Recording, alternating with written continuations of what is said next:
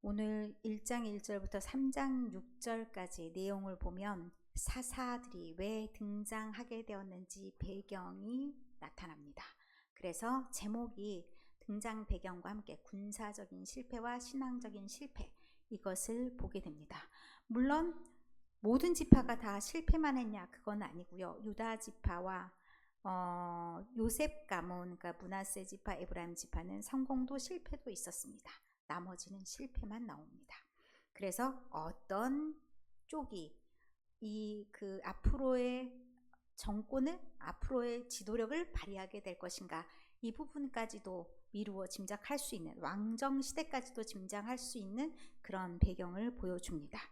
1장, 그리고 이제 사사기를 시작하면서, 사사라는 것은 재판관이란 뜻입니다, 원래.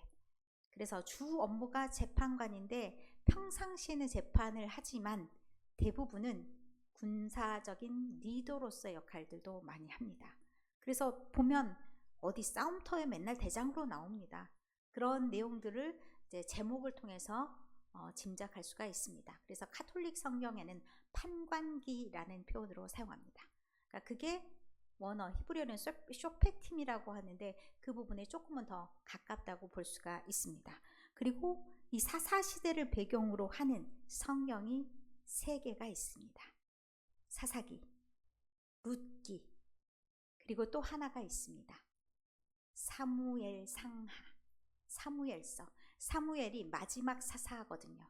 이제 사무엘은 왕정시대를 엮어주는 역할을 하기 때문에 따로 빼서 사무엘서는 존재합니다. 그래서 시대적인 부분들이 똑같은 게 3개가 있었구나, 마지막 끝자락이 사무엘서구나 라는 것을 생각하시면서 읽으시면 좀 더 도움이 될 것 같습니다.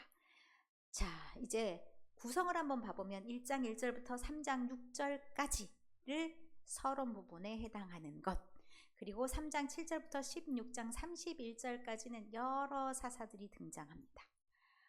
보통 패턴이 있어요. 사사가 등장하는 패턴. 그건 조금 이따 보시기로 하고, 17장 1절부터 21장 25절은 사사 시대에 굉장히 어려웠던 상황들, 굉장히 부패한 상황들이 나옵니다.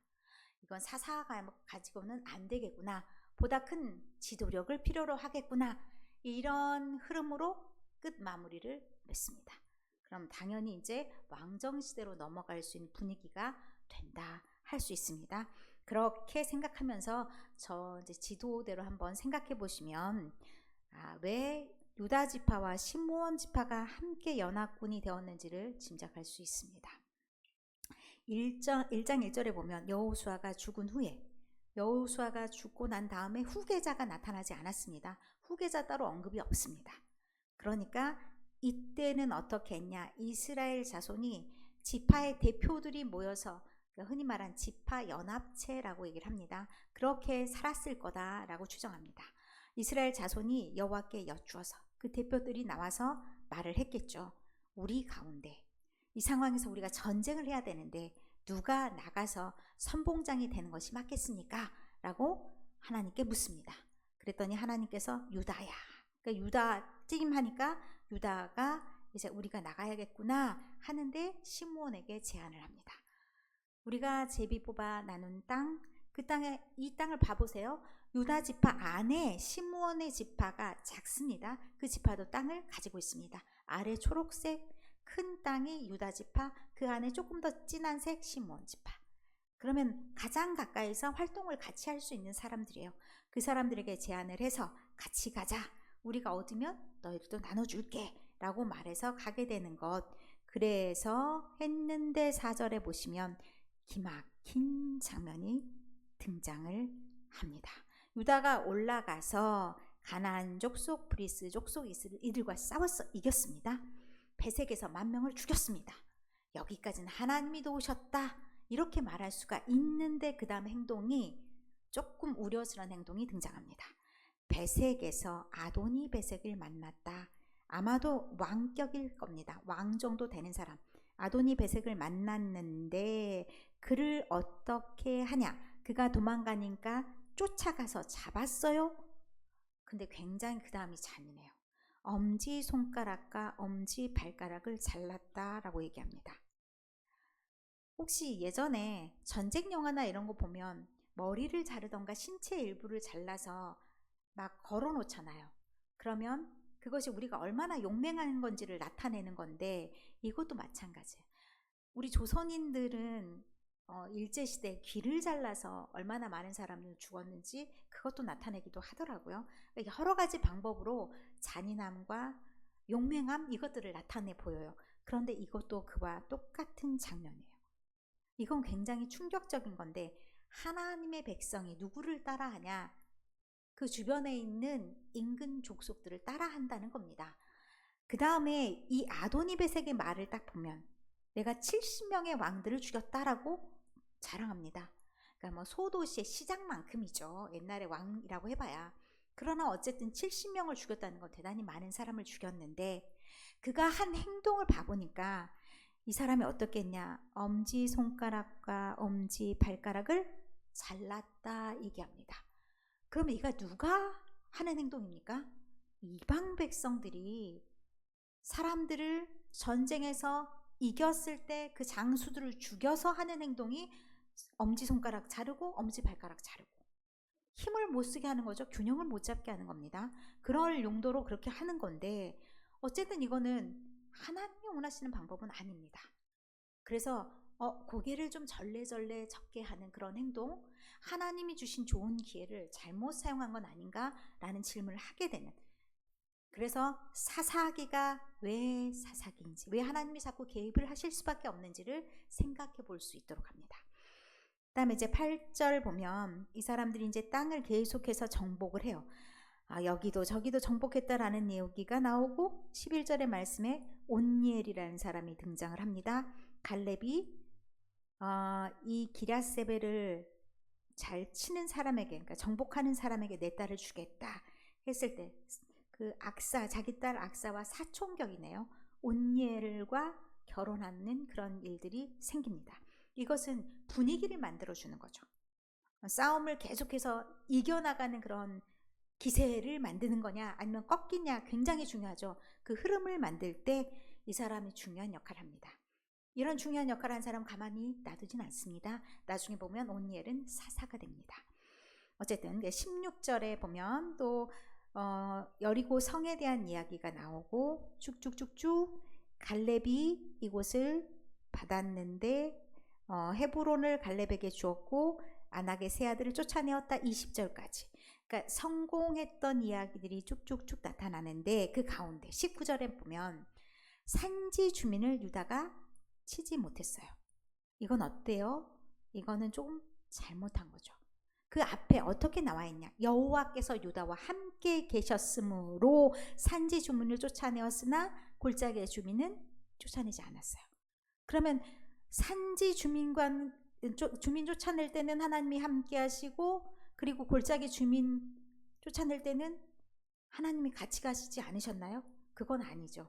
사람들이 두려워하는 게 있었다는 거예요. 철병거. 사람의 눈으로 판단하고 쫓아내지 못하고 개입하지 못하고, 하나님이 원하시는 것과 좀 달라진 거예요. 그럼 지금 유다도 완벽하진 않아요. 하나님이 선택하신 자지만 하나님과 함께 하심을 믿을 때 성공할 수 있는 거고, 그렇지 않으면 그들의 삶도 무너질 수 있다는 것을 이 말씀을 통해서 들려주시는 겁니다. 그리고 이제 베냐민 족속이 21절에 등장하는데 여부수 족속을 쫓아내지 못했고, 그럼 뭐예요? 실패죠. 실패. 군사적인 실패. 22절의 말씀엔 이제 요셉 가문이 등장합니다. 요셉 가문은 므낫세와 에브라임 두 지파가 있죠. 베델을 치러 올라갔어요. 그래서 이겼어요. 성공했죠.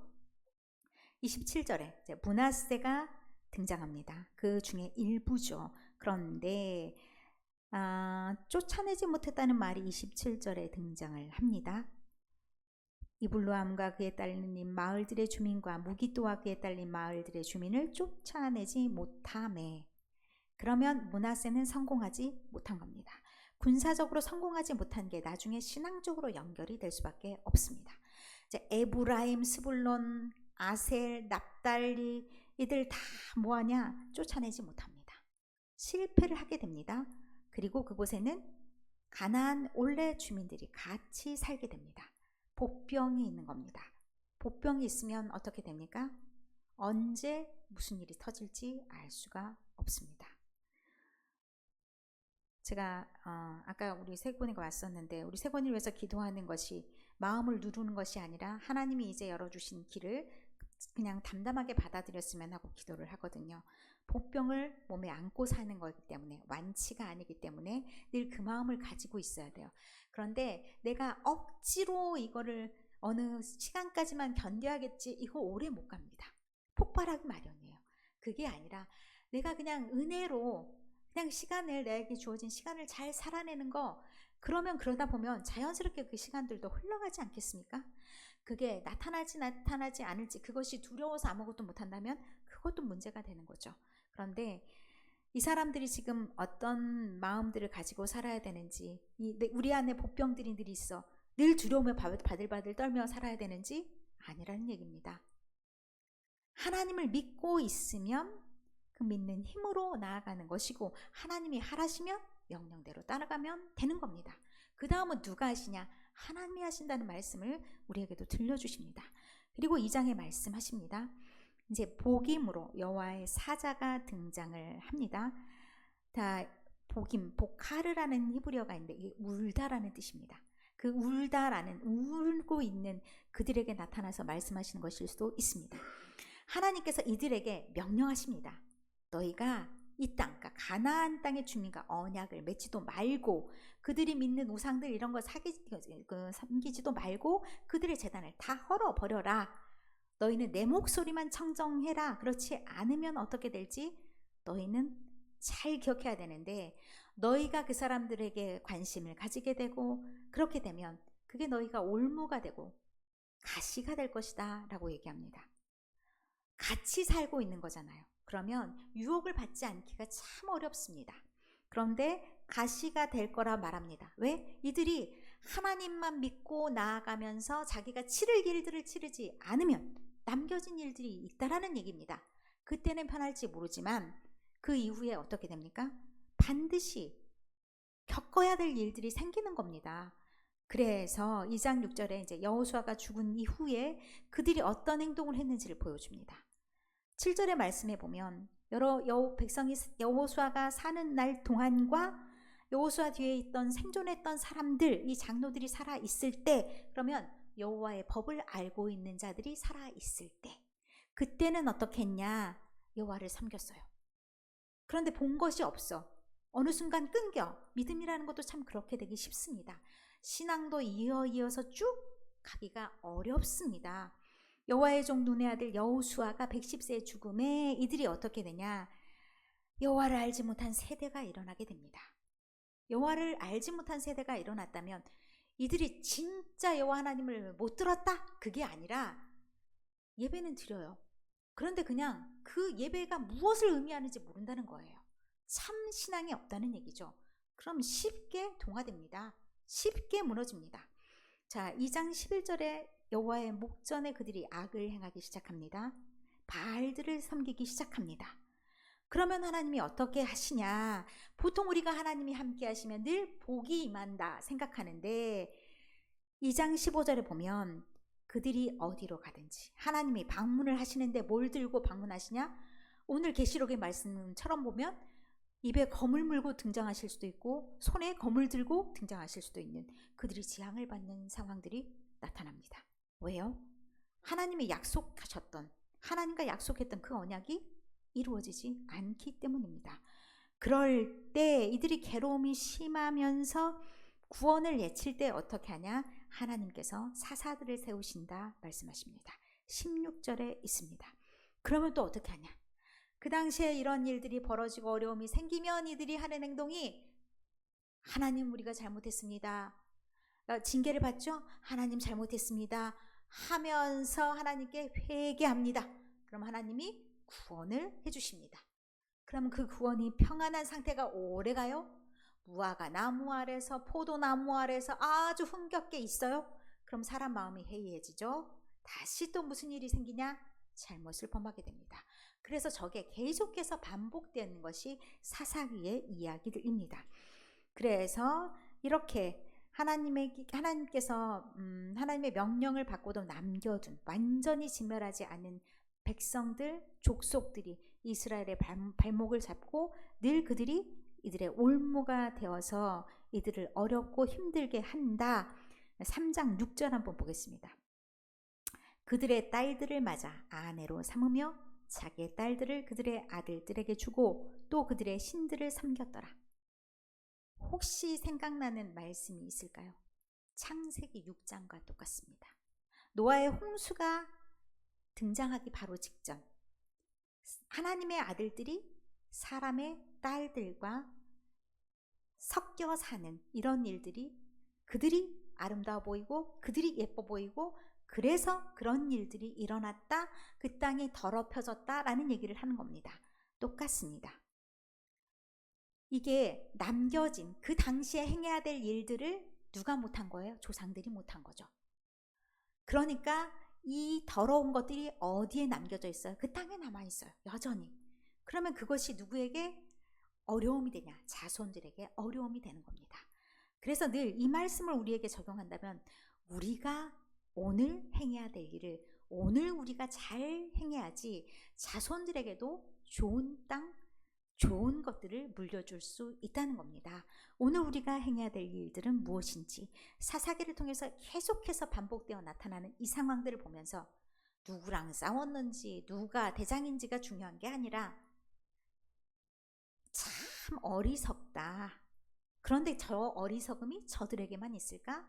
우리도 또한 반복하고 있는 건 아닌가를 돌아보시면서 우리의 삶, 우리가 할 수 있는 오늘 할 수 있는 일에 집중하면서